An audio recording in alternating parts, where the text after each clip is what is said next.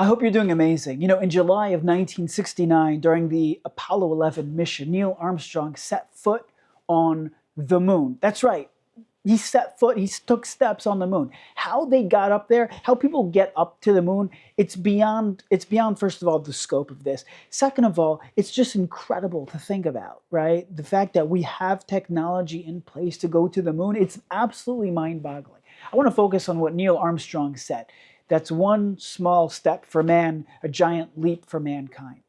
One small step for man. It's incredible wisdom. Sometimes I think when people have these like moments, like watershed, incredible moments, for example, stepping onto the moon for the first time, that's an example of like just historically changing.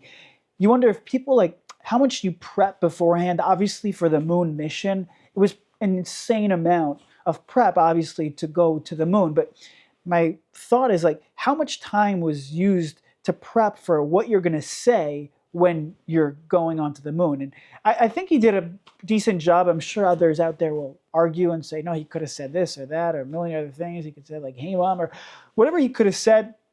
I think what he said is actually telling, and it's true, and it's fundamentally empowering. And that is one small step for man. The small step that he took, it creates a leap for mankind. Think about how much more discoveries were created, how much more willingness was done to be able to get to the moon, for others after. He kind of set a tone. After Neil Armstrong made those first steps, it really was a leap for all of mankind. But this is not about astronomy, as much as I like to talk about the moon, and as it relates to the Jewish people, because the Jewish people are moon-like. We're compared to the moon. We wax and wane, we go up and down, moments of light, moments of darkness. Even Rosh Hashanah, the holiday that's coming up, has to do with the moon, because it's the holiday that's at the beginning of the month. Most holidays are in the middle of the month, where the moon is differently shaped, and when it's at the beginning of the month, it's more concealed and hidden. But Kesel Yom Chagenu, the Rosh Hashanah is when the moon is healed. Not the moon is healed, but the moon is concealed and somewhat hidden. So while, yeah, it's very nice, I'm not an astronomer. I don't claim to be. I did have when I was thinking about what I want to be when I grow up, I'm still thinking about that, but I always thought it would be cool to be a meteorologist. Not someone who studies meteors, but a meteorologist, somebody who could, tell you, hey, we got a big weather front coming down south, as we see, coming here from the Gulf of Mexico. It looks like we're going to have a lot of rain over the weekend. How am I doing? In terms of, I know. I think I really could be a meteorologist. Maybe one day. Small steps for a man can be a great leap for mankind. The importance of taking, you can focus on the hour, you can focus on the day, or you can focus on the minute or the second. There's an importance of focusing on the small things, on the small steps. Steve Jobs, who hasn't heard that name? If you haven't heard the name, Steve Jobs, he was the founder of Apple. One of the greatest entrepreneurs who lived in the last 100 years, right? In the last 50 years, whenever he lived. I don't remember exactly when he lived. Okay, but the point is, he was praying one day. And the way the story goes is that, well, there's somebody else actually, I think it was Vic Kandotra, who's the founder of Google Plus. And he was praying in synagogue, and not in synagogue, it wasn't Jewish, but he was praying in a church. Okay, and he received a text, urgent matter, need to discuss. And it was a text message from Steve Jobs. She got a little nervous. Was Steve Jobs, the founder, the CEO of Apple, reaching out to me? Well, what's going on? And finally, after the services were over, he called Steve Jobs back, and he says, sorry, I couldn't answer. I was in services. And Steve Jobs actually reportedly said that unless God is on the other line, you don't answer. He was understood, like, if you're praying, pray. You'll be successful that way. But what was the urgent matter that Steve Jobs needed to discuss that he texted Vic Kandotra about? What was the urgent matter? Steve Jobs explained that he was looking on a display and he saw that the Google logo, it has different colors. So the second O in Google, the yellow gradient was slightly off. Whoa, big whoop, right? The yellow O in Google, the gradient was slightly off. It didn't look right. That, to Steve Jobs, was the urgent matter that needed to be discussed. That's greatness. Details, small things, focusing, right? Great people focus on small things. They focus on the details. They focus on specifics. They focus on the minute of the hour. They focus on the second of the minute. They focus on small things. And we're in the month of Elul, the month, the 30 days before Rosh Hashanah, 40 days before Yom Kippur. These days of Elul are days of closeness between us and Hashem. Obviously, all days of the year have that potential closeness, but there's a certain Yemei Ratzon, days of that warrant this closeness in particular, where God is not in the chamber, he's not in the palace, but the king is in the fields, as our sages tell us. He's right here. He's in the field. Right? Sometimes when the king is in the palace, you got to go through this chamber and that chamber and cross the moat and, fight with the alligator. And why is there an alligator? Get away, alligator. And you got to get into this. And then there's the doorknob, and you got to sometimes fend with the doorknob. Right? Why is there a doorknob? Sometimes there's things. My point is the alligator, the doorknob, the guard. There's things that can get in the way. But when the king is in the field, he's out there in the open. He's just there to connect, to relate. And it's up to us to go. We're right there. Let's make that connection. He's waiting for that. He's waiting for us. And sometimes we want that ultimate connection. We have that dream of the ultimate. There's 613 mitzvos, and we want to do it everything. We want to do it all. And we're trying to become more committed, and we want to just do it everything and do it all. Small steps. One small step for mankind. That's how you're going to have the one small step for man. That's how you're going to have the leap. You really want to make a difference? Small things, the small steps, the small victories, the minute of the hour, the second of the minute. And my friends, this is really the shape of the shofar that we begin blowing at the beginning of the month of Elul, and that we continue to blow throughout the entire month. You ever look at a shape of a shofar? First of all, it looks like a Nike symbol. The Nikes just do it. And the shofar, the symbolism of the shofar is just Jew it, right? Just do it. Just Jew it. Small things. You can't start from here. You can't start from the big opening. You could have the dream. You could have the inspiration, the goals, the aspiration, but you got to start small. You try blowing from the big area, it doesn't work. It smells a little, doesn't work. The way that the shofar works is by going through the small entrance, and then you could make the noise. Well, not like that, but if you really do it properly. Small things. And our sages teach us that the imagery of the shofar is this. If you open up a little bit, then guess what? Slowly but surely, it's going to become something much bigger. It's going to become much deeper. Teshuvah, the process of returning to ourselves, our real selves, our true selves, that inherent holiness and kedusha, it's a big deal. So there's so much that we have, but small things, small victories, one mitzvah at a time, focusing on the minute of the hour, the second of the minute. There was a king. Rabbi Nachman tells a story, a mashal, a parable of a king who had a son who was incredibly wise, and he was sent out to learn about all the different wisdoms, and he came back and he was just he had so much wisdom. And the king challenged him, challenged his son and said, you see this big boulder? I want you to take it and bring it up to the top floor. And the kid was trying, and he couldn't. It was so heavy. It was so daunting. It was physically too hard. He couldn't take this big stone and bring it up to the top floor. And the king said, you're a smart kid. You know what you need to do? You know what you needed to do? Instead of bringing the boulder as is, you need to take a hammer, smash it to little pieces, and then take that up.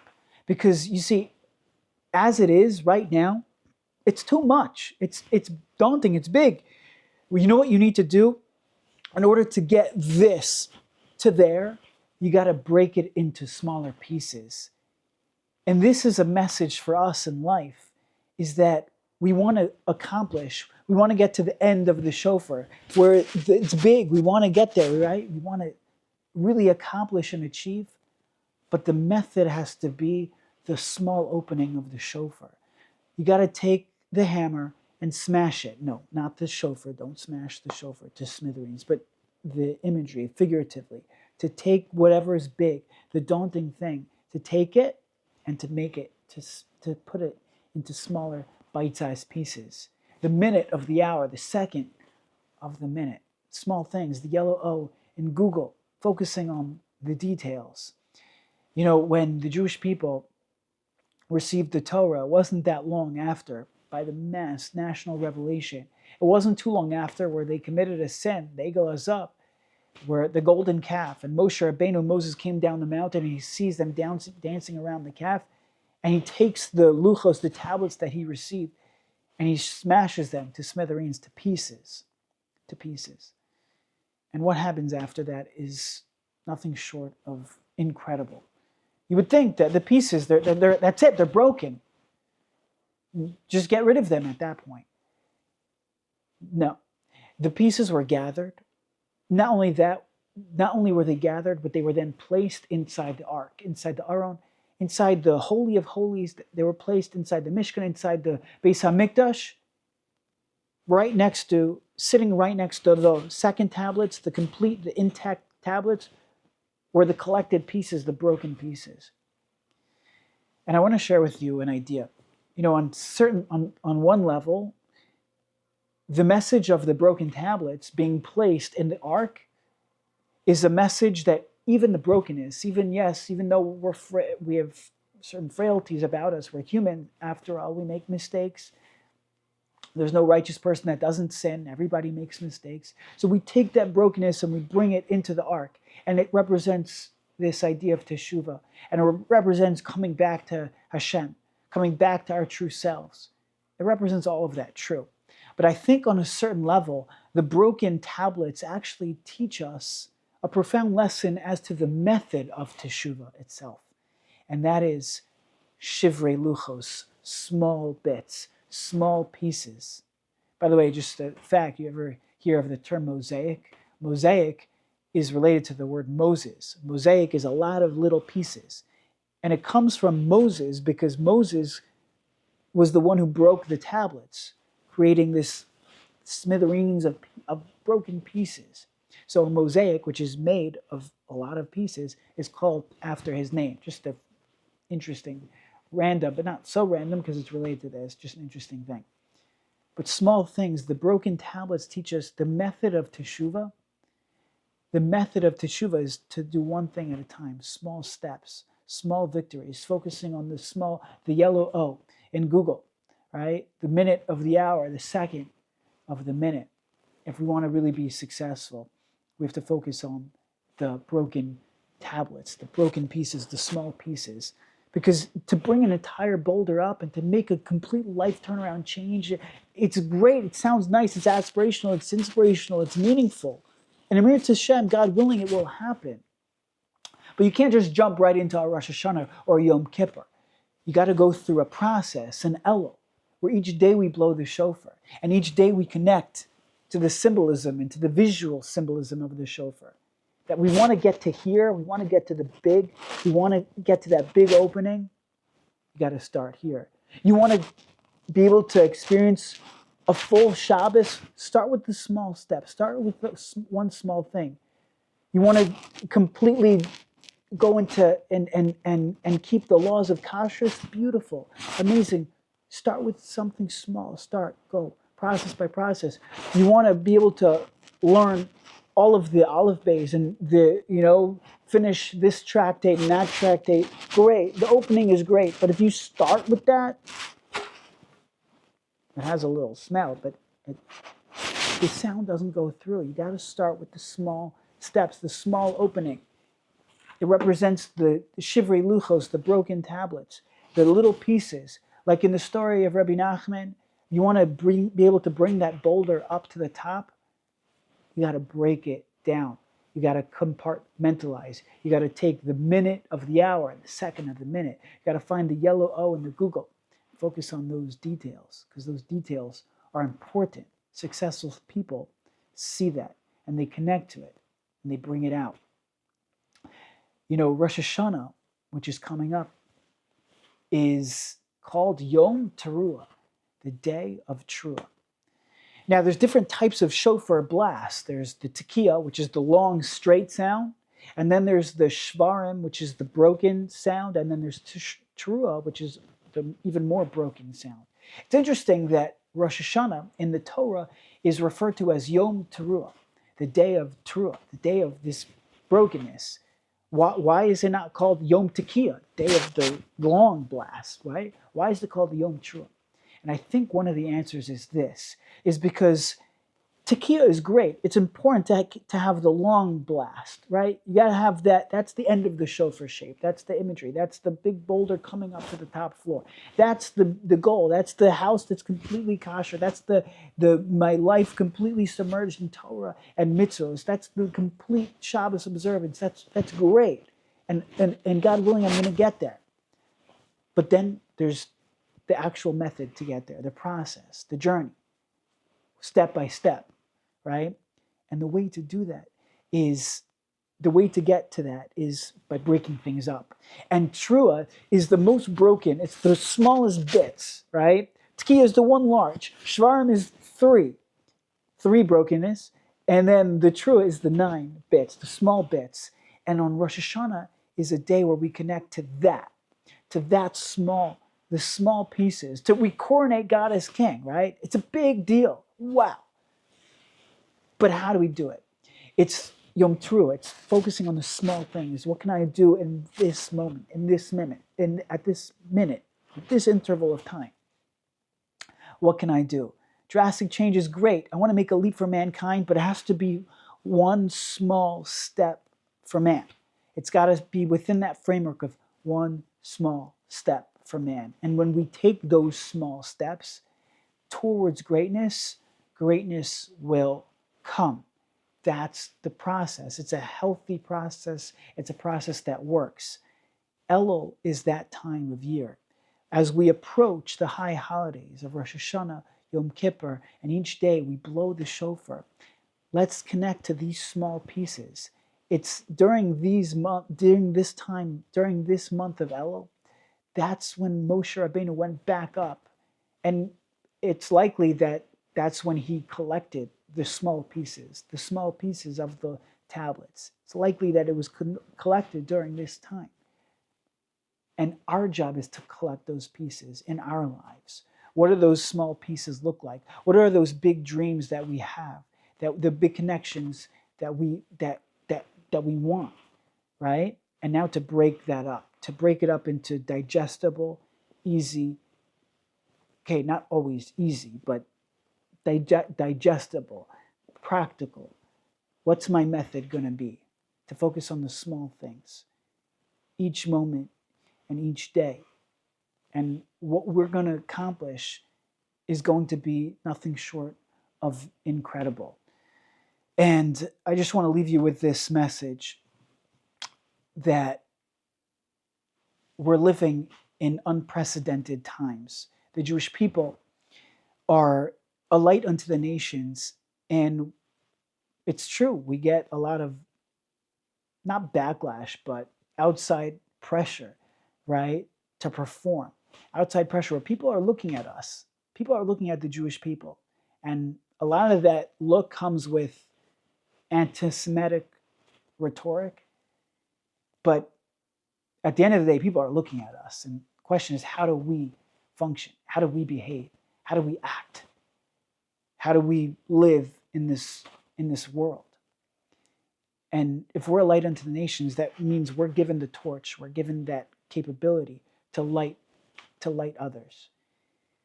But you don't need a lot of light to outshine a lot of darkness. And that's what I want to just end off.